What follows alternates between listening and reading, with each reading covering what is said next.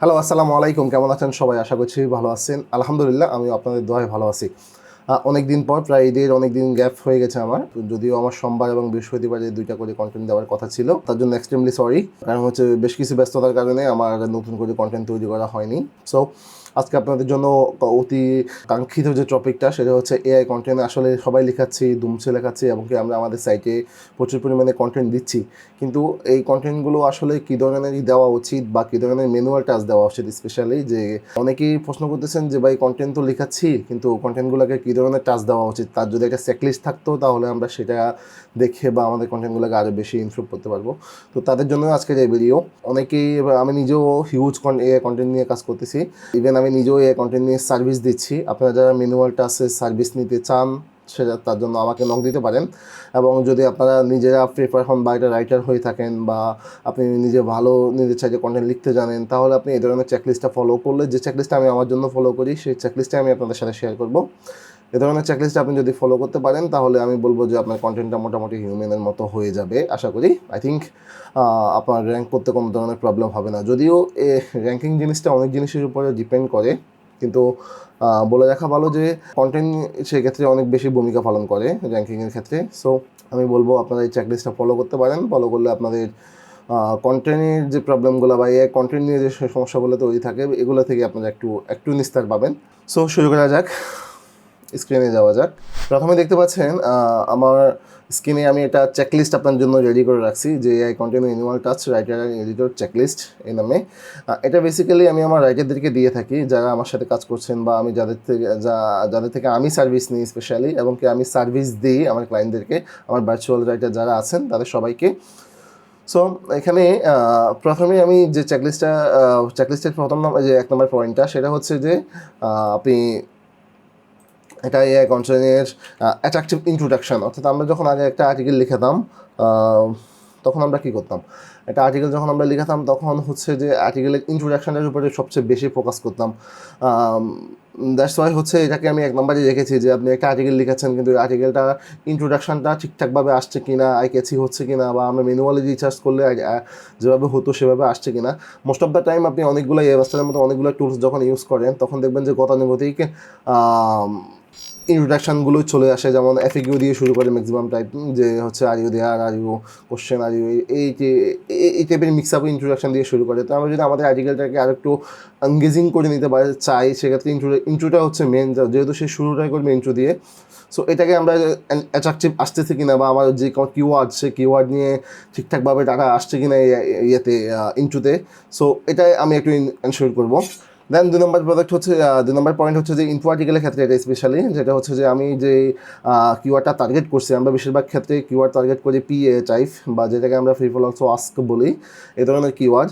তো এই ধরনের কিওয়ার্ডের ক্ষেত্রে আমি কি আসলে এক্সাক্ট অ্যান্সারটা অডিয়েন্সকে দিতে পারছি কিনা, আমার ভিজিটরদেরকে দিতে পারতেছি কিনা, এটা আমি আমার ইন্ট্রোতে এনশিওর করছি কিনা। বা ইন্ট্রো না হোক, আপনি যে ইন্ট্রোতে এনশিওর করতে হবে বিষয়টা এমন না, আপনি ইন্ট্রো না হোক, আপনার বডির পার্টে কোথাও আপনি এটাকে সুন্দর করে হাইলাইট করে আপনি মেনশন করতেছেন কিনা যে এটাই হচ্ছে এই জিনিসটার অ্যান্সার। অর্থাৎ ধরেন আপনার আজকে চালের দাম কত, এক্স্যাক্টলি হয়তো 50 টাকা, তো তাহলে আপনি এক্সাক্ট 50 টাকা চাউলের দাম, এই কথাটা কোথাও মেনশন করছেন কিনা বা করছেন কিনা, এই জিনিসটা একটু এনশিওর করবেন, এবং সেটাকে হাইলাইট করে দেওয়ার জন্য বোল্ড ইউজ করতে পারেন, যেটাকে আমি মার্ক করছি স্নিপেট হিসাবে। আসলে এটা স্নিপেটের জন্য কাজ করে। দেন হচ্ছে প্যারাফ্রাইজিং অ্যান্ড শর্ট প্যারা। এটা হচ্ছে স্পেশালি মোবাইল ইউজারদের জন্য কেন, সেটা হচ্ছে শর্ট প্যারা বা এক লাইনে একটা প্যারাকে যদি আপনি ডিভাইড করেন, এক্ষেত্রে যদি আমি আপনাদেরকে একটু দেখাই, আমি যদি আমার ব্লগটাকে দেখাই, আমরা অনেকগুলো এআই সাইটে আপনি যখন যাবেন, তখন দেখবেন অনেকগুলো এআই টুলস আপনাকে হচ্ছে বিশাল বড় বড় প্যারাগ্রাফ, মানে ধরেন সবগুলো জিনিসকে একটা প্যারাতে এনে, সবগুলো লাইনকে একটা প্যারাতে নিয়ে এসে আপনার হিউজ একটা হিজিবিজি অবস্থা করে দিচ্ছে। যেমন হচ্ছে আপনার অডিয়েন্স বুঝতেছে না আসলে সে কোথায় থেকে কোথায় যেন পড়ছিল, সে আসলে মিসগাইডেড হয়ে যায় বা সে বুলমন হয়ে যায়। আমার মতো, আমি যেরকম মাঝে মাঝে আমার কথার ফ্লো হারাই ফেলি, তো এরকম বুলমন হয়ে যায় যে আসলে কোথায় থেকে শুরু করছিল, কোথায় এসে সেন্টেন্সটা শেষ হয়েছে বুঝতে পারে না। তো আমাদের যেহেতু ম্যাক্সিমাম ইউজার হচ্ছে মোবাইল ইউজার, এটা আসলে র্যাঙ্কিংয়ের জন্য যদি আপনি ফলো নাও করে থাকেন, তাহলে এটা আপনি অবশ্যই ফলো করবেন মোবাইল ইউজারদেরকে টার্গেট করে। সেক্ষেত্রে হচ্ছে আপনি যখন একটা বড় প্যারাগ্রাফ দেবেন, একটা মোবাইল ইউজার কিন্তু আপনার পাবে না, যে একটা ভালো কন্টেন্ট সে পড়তে চাইলে সে পড়তে পারবে না, কারণ হচ্ছে বিশাল বড় প্যারাগ্রাফ, সে অবশ্যই ফলো হারিয়ে ফেলবে। আমি যদি আমার এটাকে দেখেন সে ছোটো ছোটো সেন্টেন্সগুলো পাবে, ছোটো ছোটো এগুলো পাবে, তার ফলো হারানোর কত ভয় তত বেশি নাই। তো এটাকে আমি বললাম যে প্যারাফ্রেজিং বা আপনারা হচ্ছে প্যারা কাটিং বা প্যারাফ্রেজিং বা শর্ট ফেরা যাই বলি না কেন আমরা, এটা যেন আমরা করি। তাহলে সেই ক্ষেত্রে কী হয়, সেক্ষেত্রে হচ্ছে যে আমি আমার মোবাইল অডিয়েন্সগুলো যখন আসবে আমার বাউন্স রেটটা বাড়বে না, বাউন্স রেট না বাড়লে আমার র্যাঙ্কিংয়ের উপর একটা ইফেক্ট ফেলবে। সো এই জিনিসটাও আমরা একটু খেয়াল রাখবো।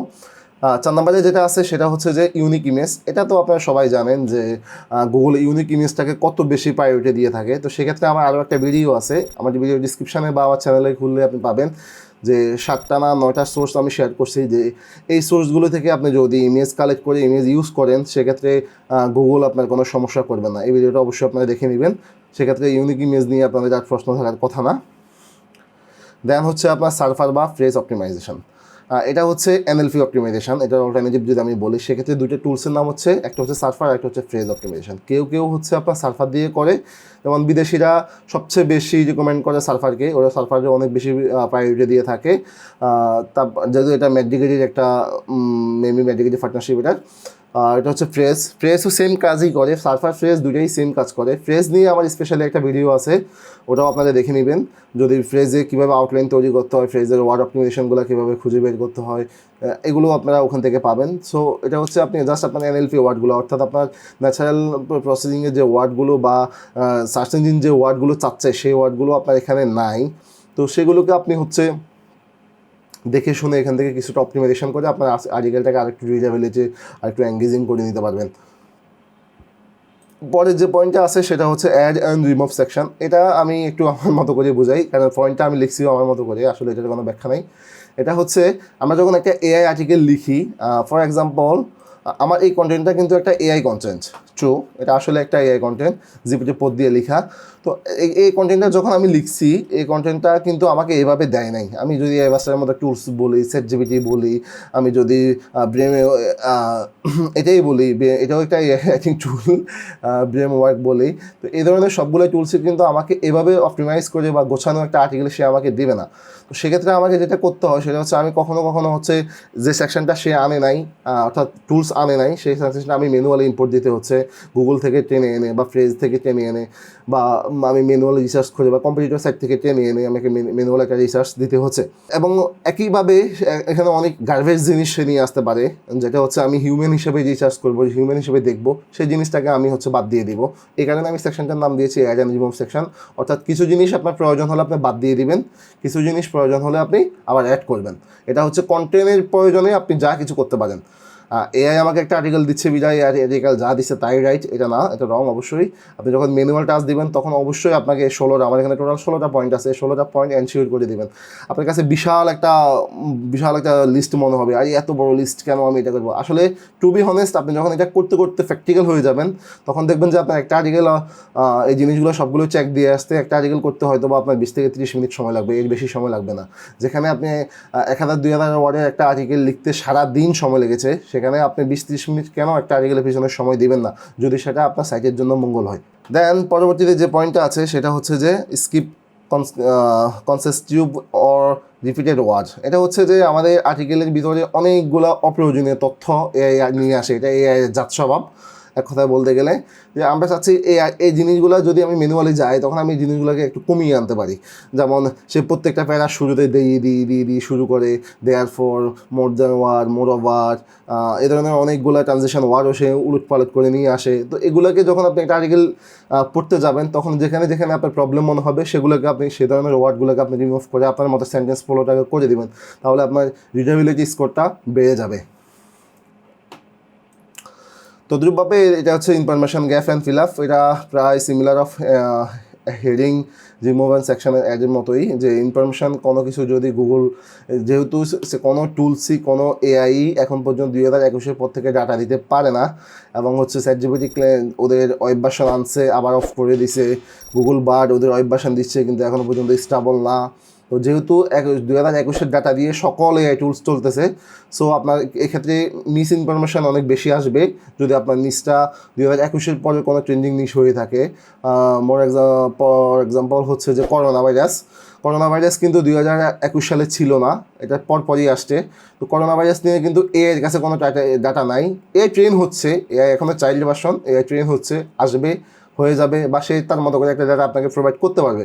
কিন্তু এমন অনেকগুলো ম্যাট্রিক্স থাকে, অনেকগুলো তথ্য থাকে যেগুলো হচ্ছে আপনি এআই আসলে বুঝতেছে না সে কী দিবে, এখানে আপনাকে একটা ডাটা দিয়ে দেয়। তো সেক্ষেত্রে এগুলোকে আপনাকে ইনফরমেশন গ্যাপ বলছি, এগুলোকে আপনাকে দেখে শুনে চেক করে ক্রস চেক করে নিতে হবে আপনার কিওয়ার্ড ওয়াইজ যে ডাটাটা আছে।